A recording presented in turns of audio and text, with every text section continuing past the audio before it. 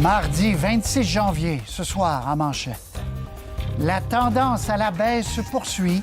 Québec s'apprête à assouplir les règles, mais pas à Montréal. Il y a des régions où ça va un peu mieux du côté des hôpitaux. Ça va faire partie des discussions dans les prochains jours. Contrôle plus serré aux frontières. Ottawa s'inquiète pour les chaînes d'approvisionnement. Il faut qu'on s'assure que les mesures qu'on met en plus vont être les bonnes.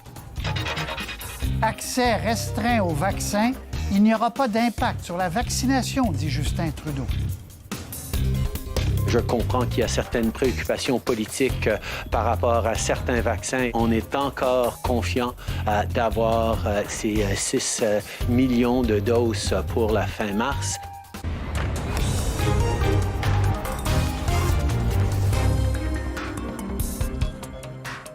Bonsoir, mesdames et messieurs. Alors, Québec devrait bientôt annoncer des assouplissements aux mesures sanitaires. On attend une annonce la semaine prochaine, a dit M.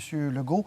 En tout cas, dans les régions où les cas sont très bas, la situation s'améliore, il faut dire de manière générale. Au Québec, voyons les chiffres, 1166 cas, taux de positivité à 5,5, 56 décès quand même à tous les jours, c'est important, 3 hospitalisations de plus à 1324.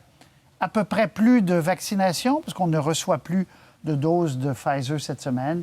Et au total, on a vacciné 224 000 vaccins. Puis justement, la distribution des vaccins inquiète Ottawa. La pression est forte parce que l'Europe menace d'exporter moins de doses et de les garder pour sa population.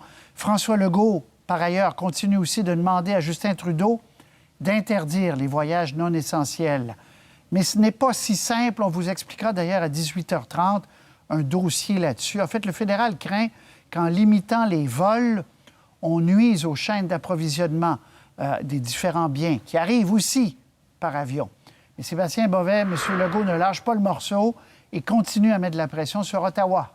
Oui, et il s'impatiente. Impatient est probablement le mot qui décrit le mieux l'état d'esprit du premier ministre du Québec en ce moment parce que il estime que Justin Trudeau a tous les outils actuellement, soit pour interdire les vols non essentiels, soit pour obliger les voyageurs à passer leur quarantaine à leurs frais à l'hôtel. Alors, il met de côté certaines autres considérations qui entrent peut-être dans la réflexion du gouvernement du Canada, notamment cette chaîne d'approvisionnement à laquelle vous faisiez allusion. Dans ces avions qui volent, il y a du cargo. Puis le cargo, c'est parfois des médicaments, de l'équipement médical dont on a besoin au pays. Alors, annuler les vols, ce serait annuler aussi l'arrivée de ce cargo-là.